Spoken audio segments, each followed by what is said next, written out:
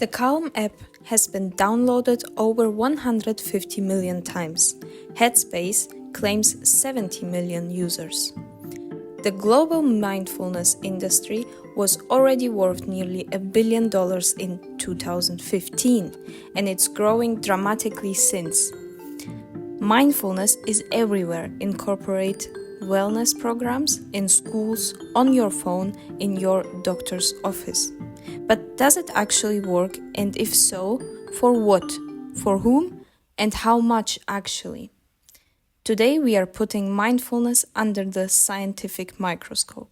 Welcome to the Proven Psychology Journal podcast.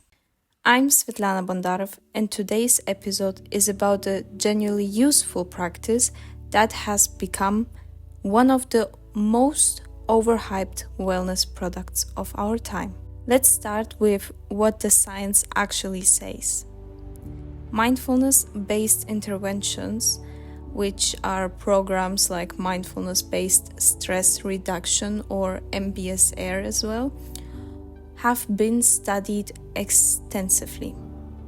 The findings are real, but they are also nuanced. As a critical review published in 2025 concluded that mindfulness programs show moderate efficiency in reducing symptoms of anxiety, depression, and stress. But that effect cites a frequently poor study design. Because crucially, the review found that it's not just the meditation itself that drives results. It's psychological education and informal daily practice which matters much more. The US National Center for Complementary and Integrative Health found that mindfulness-based stress reduction was associated with meaningful reductions in blood pressure in people with hypertension and short-term improvements in low back pain. For anxiety and depression, the results are promising but very inconsistent. And here's where it gets complicated.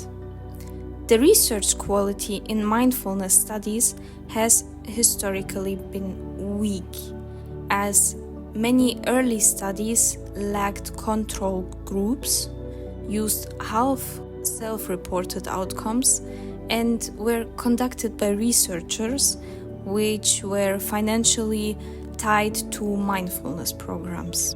Critics have the idea that the modern mindfulness is very different of the Buddhist ethical roots and is somehow repacked as a productivity tool instead of a practice that aims to reduce ego and cultivating compassion.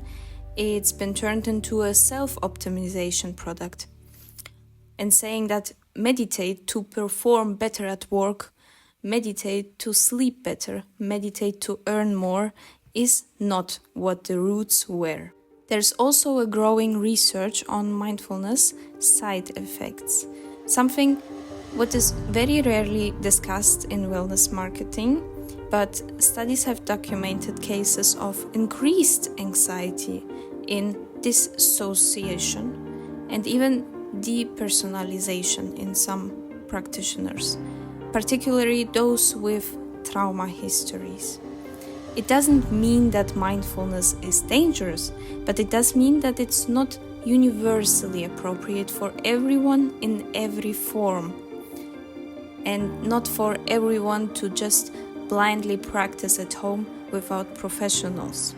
So then there is the question with the apps. Calm and Headspace are worth hundreds of $millions.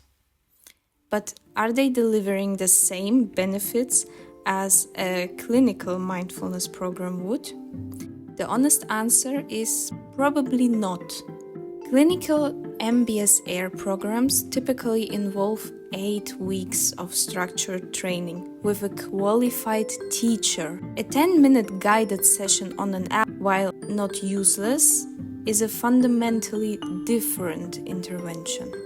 The research on how much practice is actually needed to see benefits which are lasting is still ongoing. But this matters because millions of people are paying for an app, doing it for 2 weeks, feeling like it did not do the job they promised, and concluding that mindfulness itself is ineffective, when the real issue is actually that they were sold a simplified version of a complex practice, which includes expertise, education, and a daily practice in everyday life. The evidence suggests that structured, sustained mindfulness practice with a proper guidance of a professional genuinely helps with anxiety, stress, and emotional regulation. Updated neuroscience research shows real changes in how the brain processes attention and self-regulation in long term. So the key point is that mindfulness works when it's treated as a skill to develop over time and not just a product to consume as it is known nowadays on social media. The science does support the practice. It just does not support the marketing around it, as if mindfulness would solve all your problems.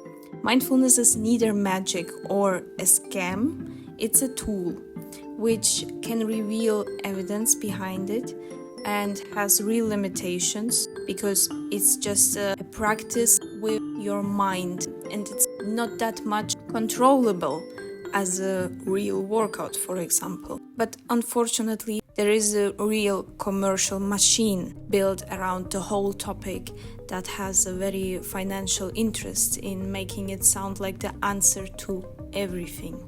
Being a critical consumer of wellness culture means understanding the difference and not hope in it as if it will work by itself. So to conclude, mindfulness is something what you start to do once, and if you stick to the calmness you feel, you invested your energy in yourself to stay calm and pay attention to your body, mind and soul. That's what mindfulness is.